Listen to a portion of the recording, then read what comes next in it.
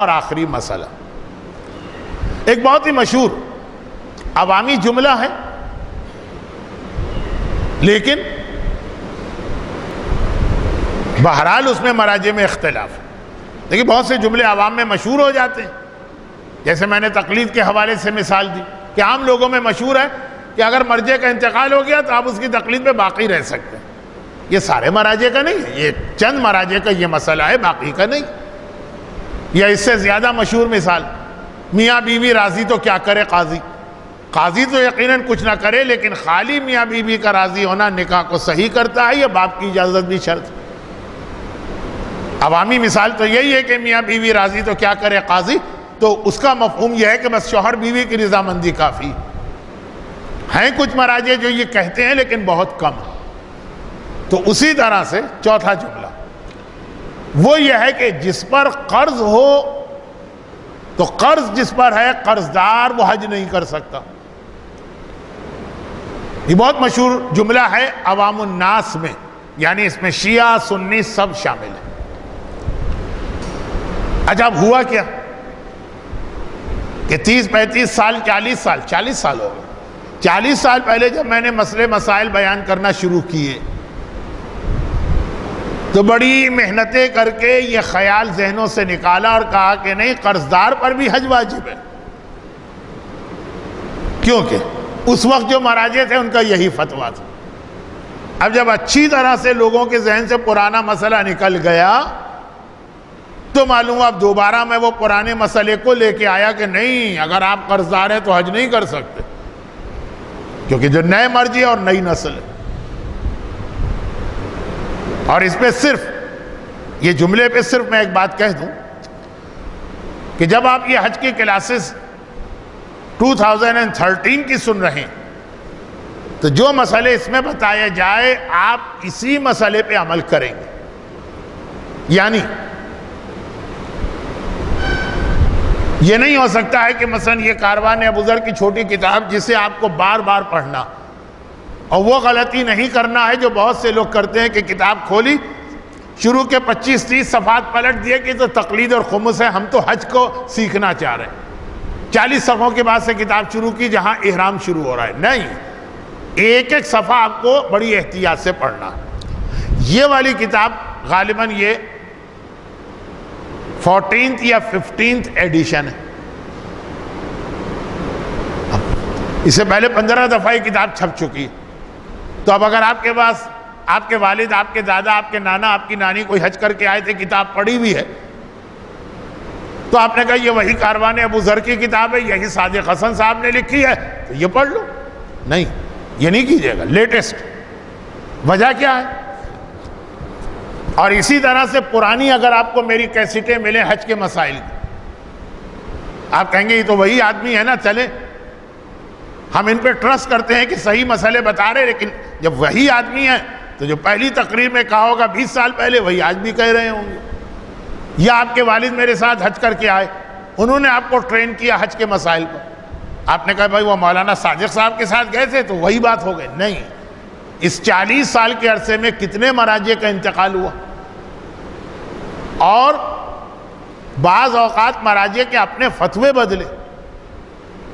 تو اب پہلے ایڈیشن میں جو مسائل لکھیں وہ آغائے خوئی کے اگر ہیں، اور آغائے خوئی کے بھی شروع والے مسئلے ہیں، بعد میں آغائے خوئی نے کئی مسئلے بدلے، تو وہ ساری چیز میں نہیں بتانا چکر میں نہیں پڑھنا چاہتا۔ تو اتنا کہہ دینا کہ جی یہ تو مسئلہ ہم نے خود صادق حسن صاحب سے اپنے حج میں سنا تھا، یہ کافی نہیں ہو سکتا۔ وہ آغائے گل پائے گا نہیں کی تقلید ہو اس وقت، تو میں اس وقت ان کا مسئلہ بتاؤں گا۔ میں خود کوئی مرجع اور مجتہد تو ہوں نہیں کہ اپنے مسئلے بتاؤں، تو جب تک میں زندہ ہوں تو مسئلہ ایک ہی رہے گا۔ یہ خاص ایک بات جو میں الگ سے اس لیے کہہ رہا ہوں کہ پرانی کتابیں، پرانے کیسٹ یا میری پرانی تربیتی نشستوں میں شرکت کرنے والے بعض اوقات نئے مجمع کو کنفیوز کر دیتے ہیں۔ تو جس میں یہ بات آ رہی ہے وہ اصل مسئلہ دوبارہ شروع کیا جائے، اور وہ یہ ہے کہ قرضدار کے اوپر حج واجب نہیں ہے۔ یہ پرانا مسئلہ تھا، آغائے خوئی آغائے خمینی فرماتے تھے کہ نہیں، یہ غلط۔ قرضدار کے پاس بھی اگر حج کے پیسے آ گئے اور حج کرنا قرضے میں رکاوٹ نہیں بن رہا ہے۔ ہاں یہ ایک شرط ضرور کہ اگر قرضدار حج پہ چلا گیا تو قرضے کی ادائیگی میں رکاوٹ ہو جائے گی، پھر تو حج نہیں کرے، چاہے کسی بھی مرجع کی تقلید۔ رکاوٹ کسے کہتے ہیں؟ رکاوٹ کہتے ہیں کہ جس نے ہم کو قرضہ دیا، ادائیگی کی ڈیٹ آ گئی، وہ مانگ رہا ہے، ہم نے کہا نہیں ہم اس سال حج پہ جائیں گے، اگلے سال آ کے پیمنٹ کریں گے۔ جس نے قرضہ دیا اگر وہ پیسے مانگنے آ جائے اور ڈیٹ آ چکی ہو، یا قرضہ ہی تھا کہ جب وہ چاہے گا مانگ سکتا، کوئی ڈیٹ نہیں، تو جب وہ مانگنے آ جائے تو پہلا واجب وہ، چنانچہ نماز آپ کو پڑھنا ہے، آپ مصلی پہ پہنچے قرضہ لینے آ گیا، پہلا واجب وہ واجب فوری، نماز دیر سے پڑھی جا سکتی۔ جیسے مسجد نجس ہو، نماز کا وقت آ گیا ہو، دونوں میں ٹکراؤ، پہلے مسجد پاک کرو، الا یہ کہ نماز قضا ہو۔ قرضدار آ جائے تو پہلے اس کو دو، بشرطے کہ اس کا حق ہو مانگنے کا، قرض خواہ مانگنے کا حق کس کا ہوتا ہے؟ یا تو ڈیٹ آ گئی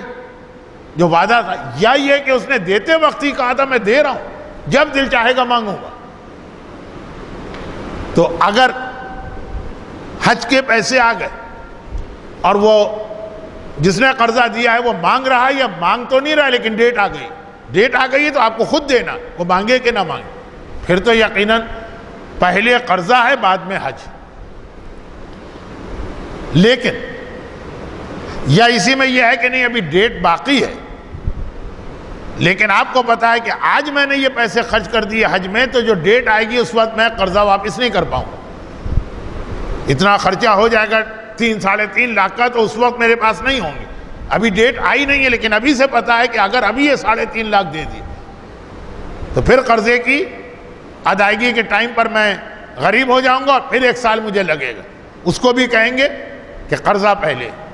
لیکن اگر صورتحال یہ ہے، یہ آغائے خوئی اور آغائے خمینی اور آغائے خامنائی کا فتویٰ بتا رہا ہوں، لیکن اگر صورتحال یہ کہ آپ کے پاس حج کے پیسے آ گئے 3.5 لاکھ اور قرضے کی ادائیگی میں کوئی رکاوٹ نہیں، یعنی یا تو قرضہ ادا کرنے میں ابھی 5 سال باقی، 5 سال میں ہو جائے گا انتظام، یا یہ کہ آپ کے پاس خالی 3.5 لاکھ نہیں آئے، اتنے سارے ہیں کہ حج بھی ہو جائے گا، آ کے قرضہ بھی ہو جائے گا، اور یا پھر یہ کہ وہ آدمی خود جس نے آپ کو قرضہ دیا آپ سے کہتا ہے حج پہ چلے جاؤ بعد میں دے دینا، تو اس صورت میں قرضہ آپ کی گردن پر ہے، پھر بھی حج آپ پر واجب ہے، حج کرنا پڑے گا۔ یہ مسئلہ پچھلے 40 سال سے لوگوں کو بتایا گیا، لیکن آغا سیستانی نے اس مسئلے اختلاف کیا ہے، آغا خوئی سے، امام خمینی سے، آغا خامنائی سے، اور کہا میرا وہی فتویٰ ہے جو پرانا مشہور مسئلہ چلا رہا کہ اگر آپ پہ قرضہ ہے تو چاہے کوئی رکاوٹ نہ ہو قرضے کی ادائیگی،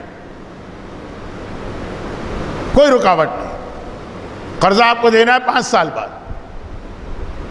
بہت وقت ہے 5 سال پیسے جمع کرنے کا، لیکن اگر قرضہ آپ کے اوپر ہے تو آپ واجب حج نہیں کر سکتے، یعنی حج کر سکتے ہیں لیکن وہ حج آپ کا واجب نہیں مانا جائے گا، سنت حج ہوگا، جب کبھی قرضے سے آپ کو نجات ملے گی تو دوبارہ اصل حج دوبارہ کرنا ہے۔ یہ وہی پرانا مسئلہ ہے، یہ مشہور مسئلہ تھا، اور یہی آغا سیستانی کا نظریہ۔ اب بہت سارے ایسے کیسز ہر سال آتے ہیں کہ لوگ گئے وہاں حج پہ اور انہوں نے کہا کہ بھئی جس نے ہم کو پیسے دیا قرضہ، اس نے ہم سے کہہ دیا کہ چلے جاؤ، مجھے کوئی اعتراض نہیں، بعد میں دے دینا۔ یہ باقی مراجع کے یہاں ٹھیک ہے، آغا سیستانی کے یہاں ٹھیک نہیں، ان کے اعتبار سے قرضہ حکم اللہ ہے، جس کے اندر وہ آدمی کنسرن آدمی بھی اجازت دے تو فائدہ نہیں، یا یہ کہ قرضہ ہم نے لیا ہے 10 سال بعد دینا ہے، اتنے عرصے میں تو آرام سے دے دیں گے، فرماتے ہیں نہیں، یہ بھی نہیں، اب وہاں جا کے پتہ چلتا، بلکہ اس میں ایک تیسری کیٹیگری نکلتی ہے کہ مولانا حج کا بہت دل چاہ رہا تھا، حج کے پیسے نہیں تھے تو ہم نے کمپنی سے لون لیا، یا آدھے پیسے تھے آدھے ہم نے کسی سے لون لیے، اس نے کہا کہ بعد میں دے دینا، بھائی نے دے دیا کہا بعد میں دے دینا، لون دیا، چاہے حج کی وجہ سے قرضہ لیں چاہے کوئی اور وجہ سے قرضہ لیا ہے، وہ واجب حج نہیں کر سکتے۔ اب مکے میں کھڑے ہو کے وہ پوچھ رہے ہیں، بسیں آنے والی ہیں حج کے لیے حج شروع ہو چکا، اب کیا کریں؟ ہم بھی کچھ نہیں کر سکتے، بلکہ آغا سیستانی کو خط لکھا گیا، انہوں نے کہا میں بھی کچھ نہیں کر سکتا، حکم خدا کون بدلے گا؟ تو اچھی طریقے سے اس مسئلے پہ غور کیجئے کہ اگر آپ پہ کوئی قرضہ ہے،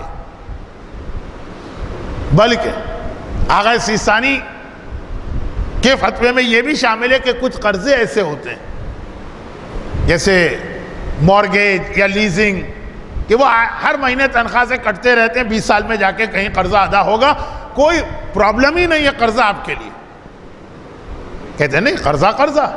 اس کی وجہ سے بھی آپ حج پہ نہیں جا سکتے۔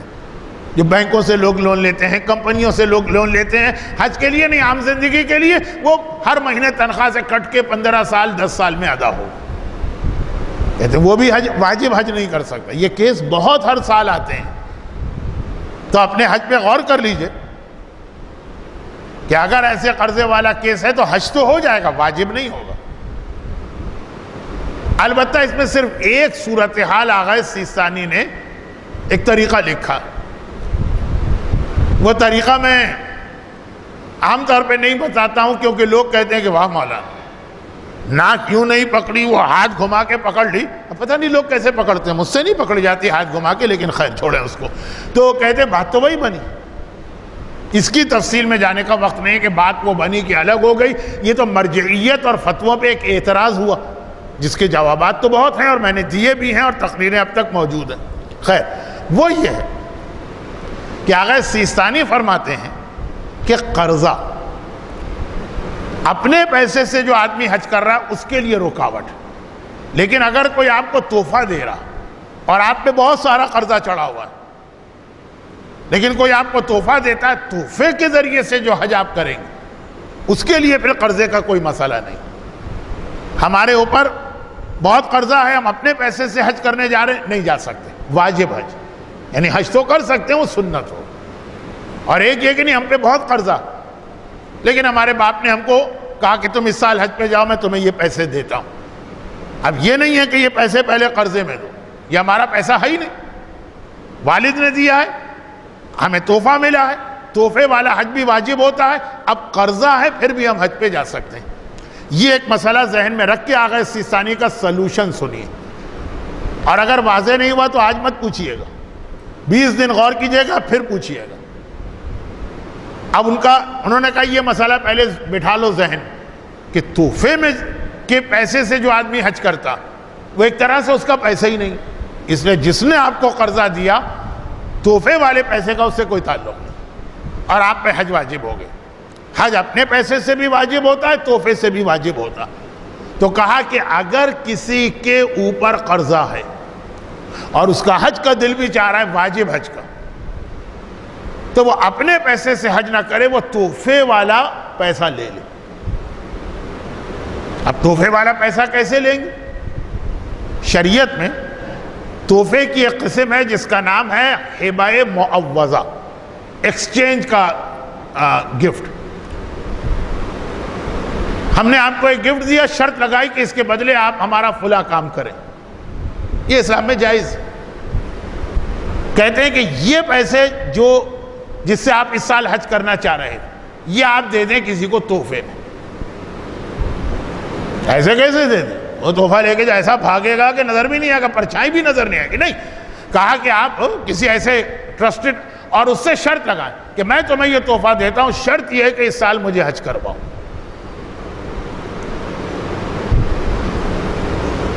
اب اگر اس نے کہا یس میں راضی ہوں، تو چاہے وہ آپ ہی کے پیسے سے آپ کو واپس حج کروا دے، لیکن جب اس نے تحفہ قبول کر لیا یہ اس کا پیسہ ہوگا۔ اب وہ وہی پیسہ آپ کو واپس کرے یا وہ پیسہ اپنے اکاؤنٹ میں جمع کرا کے دوسرے پیسے دے۔ اچھا اب دیکھیں یہ سب اصولوں کی روشنی میں ہے۔ اس کا آخری جملہ سنیے تاکہ احرام کی طرف ہم جائیں، اور وہ آخری جملہ یہ ہے کہ اب ایسا تحفہ کس کو ہم دیں، رزق کیسے لیں؟ فرماتے ہیں اس کے 2 طریقے۔ یہ سب آغا سیستانی کی عبارت پڑھ رہا ہوں میں۔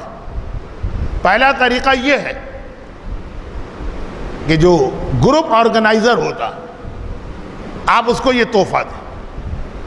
وہی حج کا خرچہ پورا 3.5 لاکھ جو بھی ہے، اور کہیں کہ یہ میں آپ کو گفٹ کر رہا ہوں، یہ میں آپ کے کاروان ابو ذر یا فلاں کاروان کے اندر حج کے پیسے نہیں جمع کرا رہا ہوں، گفٹ کر رہا ہوں، شرط یہ ہے کہ آپ اس سال مجھے حج کروائیں۔ ایک تو یہ طریقہ ہے جو آپ کے لیے آسان ہے، کاروان آرگنائزر کے لیے بڑا مشکل ہے اگر وہ کوئی دیانتدار آرگنائزر ہے۔ اور دوسرا طریقہ یہ ہے کہ آپس میں شوہر نے بیوی سے کہا کہ یہ 3.5 لاکھ میں تمہیں گفٹ کرتا ہوں، شرط یہ ہے کہ اس سال مجھے حج کرواؤ۔ اس نے کہا قبول قبول قبول ہے، قبول تو کہی چکی ہے پہلے، تو 3 قبول وہ کہے تھے، چوتھا اس نے کہا قبول، اور اس نے پیسے لے لیے۔ پھر یہی پیسے اٹھا کے اس نے دے دیے اپنے شوہر کو کہ جاؤ میری طرف سے یہ پیسے لے کے حج کر، یہ صحیح ہو جائے گا۔ اب لوگ کہتے ہیں کہ فرق کیا ہوا، ناک یوں پکڑی کہ ناک منہ پکڑی،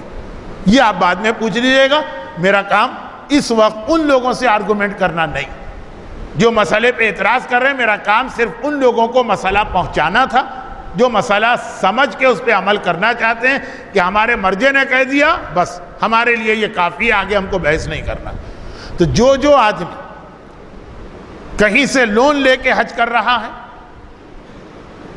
یا یہ کہ نہیں پیسہ اپنا ہے لیکن اس پہ کمپنی یا دوسرے اداروں یا کسی اور آدمی کا لون چڑھا ہوا، وہ اگر واجب حج کرنا چاہے تو یہ ایک طریقہ ہے۔ اس کے ساتھ ہی 4 ابتدائی مسائل پورے ہوئے۔ یہ جو چوتھا طریقہ تھا، چوتھا مسئلہ، آپ گفٹ کریں گے اور وہ واپس آپ کو گفٹ دے گا تو اب آپ کا حج کہلائے گا گفٹ والا۔ اور خمس میں نے کہا کہ عام طور پہ 3 گفٹ لوگوں کو ملتے ہیں، یا کمپنی حج پہ بھیج رہی ہے، خمس کا مسئلہ نہیں، یا رشتہ دار آپ کو حج پہ بھیج رہا ہے، باپ بیٹے کو، بیٹا باپ کو، اس کی تفصیل آ گئی، اور یا پھر اس وجہ سے ایک دوسرے کو گفٹ دیا گیا۔ اس میں بھی وہی بات کہ اگر 12 مہینے کے اندر حج ہو رہا ہے تو کوئی مسئلہ نہیں۔ اب آئیے